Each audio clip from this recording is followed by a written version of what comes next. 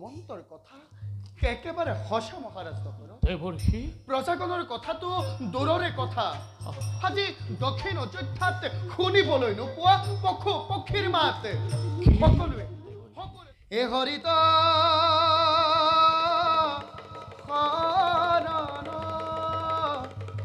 লৈ আজি তুজনয়ে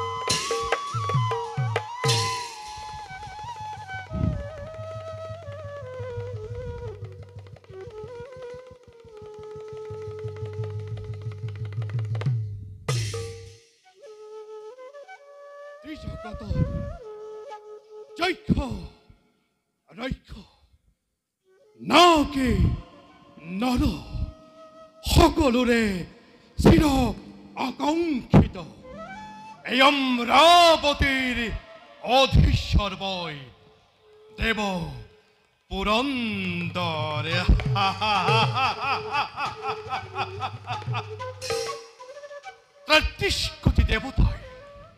৩৩ কোটি দেৱতাই যাৰ আদেশ পালিবৰ বাবে সদা হস্তম অদিতি নন্দনময় ইন্দ্ৰ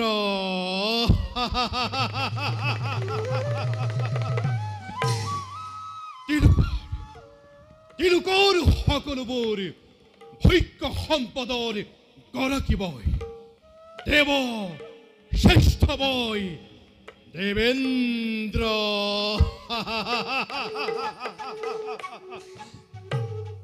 আজি মোতকৈ সুখী মোতকৈ সমৃদ্ধিশালী আছে জানো অন্য কোনোজন এই ব্ৰহ্মাদেৱৰ সৃষ্টিটি সেয়েহেতু দিকপাল আমাৰ অমৰাৱতী হস্তগত কৰিবৰ বাবে দিতি আৰু ধনুৰ নন্দন সেই দৈত্য দানৱবিলাকে বাৰে বিস্তৃত কৰে দেৱতাৰ শান্তি এইহেতু দিকপাল দেৱৰাজ তুমি প্ৰতি মুহূৰ্ততে সতৰ্ক দৃষ্টি ৰাখিবা চিৰশত্ৰু সেই দৈত্য আৰু দানৱৰ বাবে দেৱৰাজ তাৰ বাবে নিশ্চিন্তে থাকক আপুনি জানো আমি ভালদৰে কৰ্তব্য আমাৰ লাগে মাথো আপোনাৰ আদেশ সত্ৰক মুহূৰ্ততে কৰিম নিশেষ শুনি সন্তোষিত মই তোমাৰ ঔৎসাহিত বাণিজ্যে অমৰাৱতীৰ চতুৰ্দিশে সদা সৰ্বদা সতৰ্ক দৃষ্টি ৰাখিবা তুমি সাৱধানে শত্ৰুৰ আক্ৰমণৰ বাবে কতো যেন নাথাকে চিত্ৰ কাৰণ শত্ৰু অতিকে চতুৰ আৰু বলাধিক পলাবে যাওঁ আমি নৰ্তকীগণৰ পাশে উপভোগ কৰি তেওঁলোকৰ অনুপম নৃত্য গীত ৰাজ কাৰ্যৰ অৱসাদ দূৰ কৰোঁ আমি।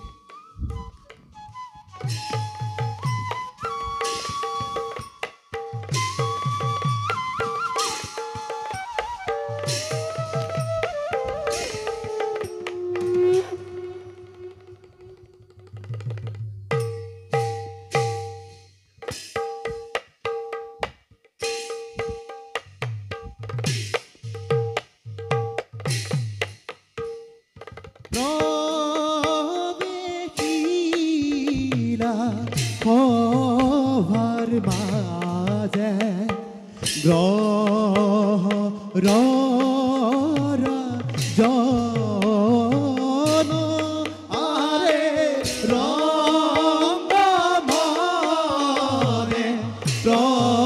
প্ৰবেশিলা দেখিতে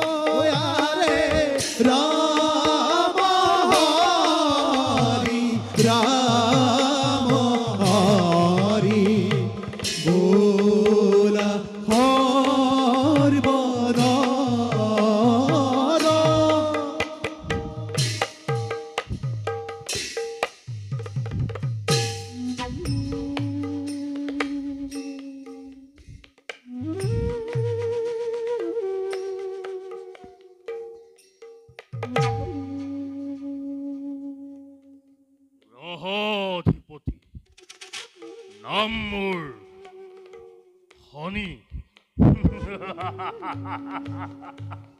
মোৰ এক কটাক্ষত ভস্মীভূত হ'ব সমস্ত জগত এটি পলকতে।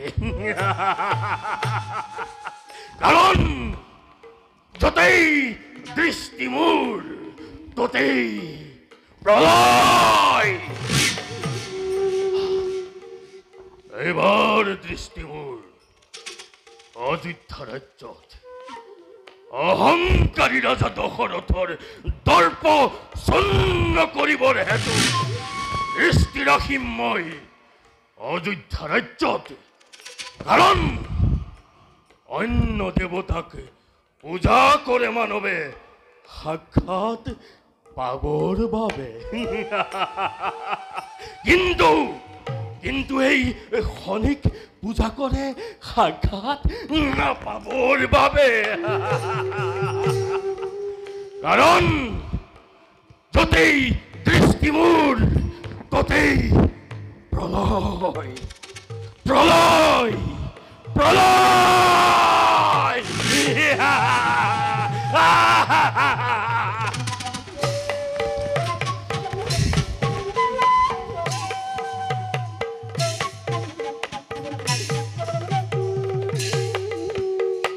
Oh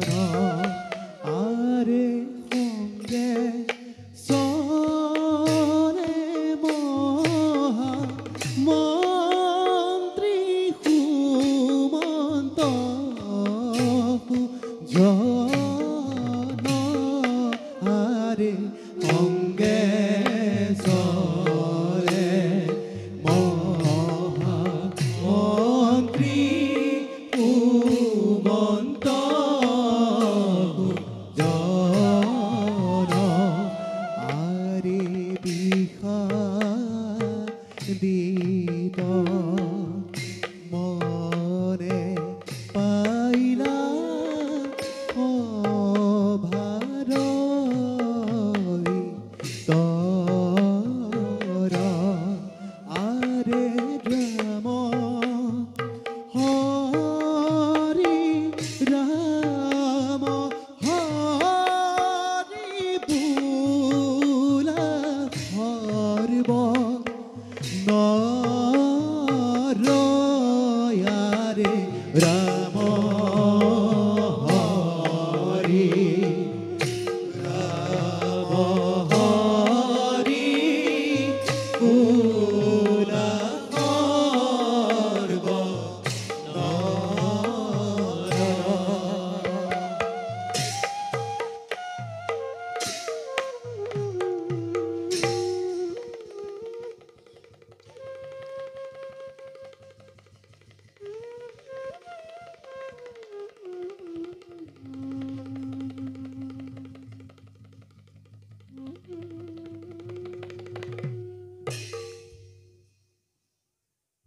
মন্ত্ৰীবৰ মহাৰাজ আছেনে কুশলে মোৰ অযোধ্যাৰ প্ৰিয় প্ৰজাগণ অভাৱ অনাতন অথবা বৰ্ষী শত্ৰুৰ আক্ৰমণে জৰ্জৰিত কৰে নেকি মোৰ প্ৰজাগণৰ জীৱন জনাওক সকলোতে মোক নকৰি পলম মহাৰাজ মন্ত্ৰীবৰ সকলোৰে মংগল আজি অযোধ্যা ৰাজ্য কিন্তু মহাৰাজ কি হ'ল মন্ত্ৰীবৰ কিন্তু বুলি আপুনি ৰৈ গ'ল কিয় মহাৰাজ মন্ত্ৰীবৰ আজি প্ৰায় বহুত দিন ধৰি নিৰীক্ষণ কৰিছো আপোনাক মোক পূৰ্ণিমাৰ চন্দ্ৰহেন মুখখনি আপোনাৰ দেখা পাওঁ যেন বিষাদৰ কলীয়া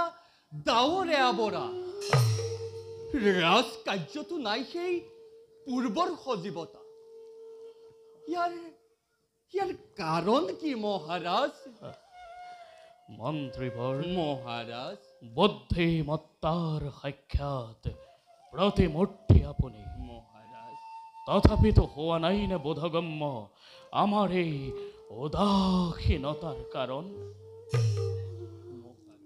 মন্ত্ৰীবৰ মহান ইক্ষ্বাকুকুলৰ ৰজা আমি সূৰ্যবংশীয় ইক্ষ্বাকুকুলৰ ৰজা মহাৰজাসকলে অসীম পৰাক্ৰমেৰে শাসন কৰি এই অযোধ্যা ৰাজ্য ৰাখিছিল সুখ্যাতি ধৰাৰ বক্ষ নিশ্চয় মহাৰাজ কিন্তু মন্ত্ৰীবৰ মহাৰাজ ত্ৰিজগত বন্দিত এই ইক্ষ্বাকুকুলৰ খনিতৰ ধাৰা আজি যেন স্তব্ধ হৈ যাব এই দশৰথৰ নামত মহাৰাজ আপুনিতো জানেই মন্ত্ৰীবৰ মহাৰাজ অদ্য পৰিমিত অপুত্ৰক মই লাহে লাহে মোৰ যৌৱনেও মেলানি মাগিছে মহাৰাজ এদিন আহি বাৰ্ধক্যই দিবহি দেখা কিন্তু মন্ত্ৰীবৰ মহাৰাজ সন্তান জন্ম নহ'লে এই মহান বংশ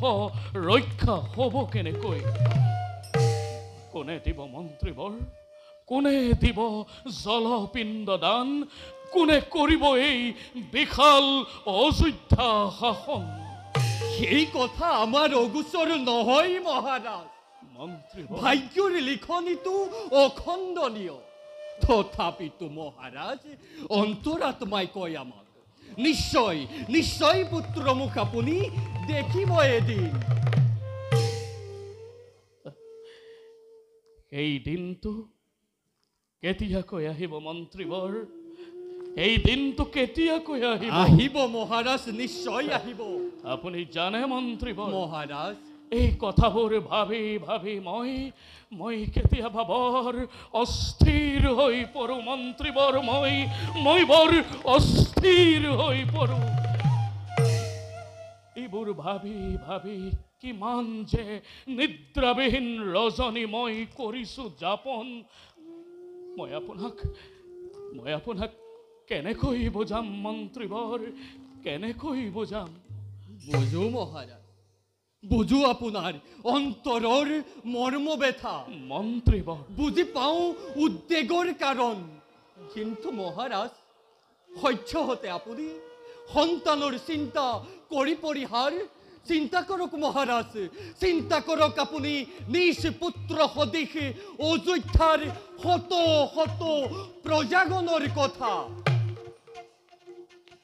মন্ত্ৰীবৰ মহাৰাজ কি হ'ল মোৰ অযোধ্যাৰ প্ৰিয় প্ৰজাগণৰ? কিবা সংকটে তেওঁলোকক কৰিছে জুৰুলা? হয় মহাৰাজ, মন্ত্ৰীবৰ সুজলা সুফলা শস্য শ্যামলা এই অযোধ্যা আজি মৰুভূমিত পৰিণত হ'বলৈ বেছি পৰ নাই মহাৰাজ। মন্ত্ৰীবৰ অ মহাৰাজ, অনাবৃষ্টি অনাবৃষ্টি অনাবৃষ্টি মহাৰাজ, পঞ্চবৰ্ষে অনাবৃষ্টিৰ ফলত মন্ত্ৰীবৰ অযোধ্যাৰ বিশেষকৈ দক্ষিণ প্ৰান্তৰ প্ৰজাগণে অহ, অন্নৰ অভাৱত পৰি এই ৰাজ্য ত্যাগ কৰিবলৈ কৰিছে আৰম্ভ। গতিকে মহাৰাজ, ইয়াৰ কিবা এটা আপুনি ব্যৱস্থা কৰক মহাৰাজ, ইয়াৰ কিবা এটা ব্যৱস্থা কৰক। কি ক'লে মন্ত্ৰীবৰ? দক্ষিণ অযোধ্যাৰ আজি এনেকুৱা অৱস্থা? হয় মহাৰাজ। নাৰায়ণ নাৰায়ণ নাৰায়ণ। প্ৰণাম দেৱঋষি। দেৱঋষি মহামন্ত্ৰী সুমন্তৰ কথা একেবাৰে সঁচা মহাৰাজ দশৰথ। দেৱঋষি প্ৰজাগণৰ কথাটো দূৰৰে কথা, আজি দক্ষিণ অযোধ্যাত শুনিবলৈ নোপোৱা পশু পক্ষীৰ মাত। সকলোৱে তোমাকে ধিক্কাৰ দি এই অযোধ্যা ত্যাগ কৰিছে চিৰদিনলৈ। দেৱঋষি তাৰে কিবা এটা ব্যৱস্থা কৰা সূৰ্যবংশী ৰাজা দশৰথ। অন্যথা অযোধ্যা নামৰ শ্মশানৰ সেই ৰক্ষা কবা তুমি। দেৱঋষি কি ক'লে দেৱঋষি? জন্মভূমি ত্যাগ কৰি মোৰ অযোধ্যাৰ প্ৰিয় প্ৰজাগণে, ত্যাগ কৰি পশু পক্ষীগণে ধিক্কাৰ দিছে এই ৰজা দশৰথ। এয়া মই কি কাৰ্য কৰিছো? মত্ত হৈ বিষয়ৰ ভোগ বিলাসত, উদ্বিগ্ন হৈ সন্তানৰ চিন্তাত নিজ সন্তান সদৃশ প্ৰিয় প্ৰজাগণক মই কৰিছো অৱহেলা। নাই দেৱঋষি, ইয়াৰ নিশ্চয় মই কৰিম প্ৰতিকাৰ।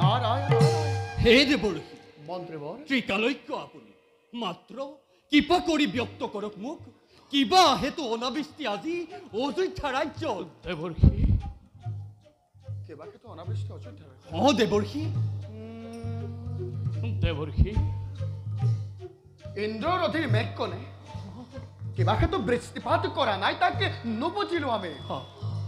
শুনা মহাৰাজ, মই সেইটো পদে প্ৰথমে পৰিভ্ৰমণ কৰি তোমাৰ ৰাজ্যৰ দক্ষিণ প্ৰান্তত ৰাজ সাহায্য প্ৰদান কৰা ভোকাতুৰ প্ৰজাৰ মাজত নিশ্চয় তাৰ পিছত গমন কৰি অমৰাৱতীপুৰে সোধা গৈ দেৱেন্দ্ৰক ইয়াৰ কাৰণ আছে তোমাৰ শক্তি শৰীৰত পৰাজিত কৰি দেৱেন্দ্ৰক সন্মুখ ৰণত বৃষ্টিপাত কৰোৱা তুমি অযোধ্যা ৰাজ্যত। উত্তম দেৱঋষি, উত্তম। আপোনাৰ বাক্য শিৰোগত কৰি প্ৰথমতে যাম মই প্ৰজাৰ মাজত, প্ৰদান কৰি অন্ন বস্ত্ৰ মোৰ ৰাজভঁৰালৰ পৰা প্ৰজাগণৰ ৰাখিম জীৱ। আৰু তাৰ পাছত মই চাম ভালদৰে কিবা দৰে বৃষ্টিপাত নকৰে দেৱেন্দ্ৰই অযোধ্যা ৰাজ্যত। দেৱঋষি দুবাহুত আছে মোৰ অসীম শক্তি, প্ৰলয়ৰ ধুমুহা বোৱাই অমৰাৱতীপুৰে বাধ্য কৰিম দেৱতাক মই বৃষ্টিপাতৰ হেতু। হে দেৱঋষি, কৃপা কৰি সোঁৱৰালে দাসক কৰ্তব্য নিজৰ। অযোধ্যাৰ ৰজা প্ৰজা সবাৰে হৈ আপোনাৰ চৰণত জনাইছো শত প্ৰণিপাত। কল্যাণমস্তু। ৰাজ লক্ষ্মীয়ে পুনৰ্বাস কৰক হে অযোধ্যা ৰাজ্য। দেৱৰ্ষি 12 ৰাজ্য আমি এতিয়া বিদায় ক্ষমা দিছো। ভাল দেৱৰ্ষি। হে হৰিত শৰণ লৈ আজি তুজনয়ে হে হৰিৰ চৰিত্ৰ শ্ৰৱণ কীৰ্তন কৰে এ দুৰ্গুণয় পাৰ সংসাৰ সাগৰে সিটো মহাজনে অতীয় প্ৰয়াসে কৰে সিটো মহাজনে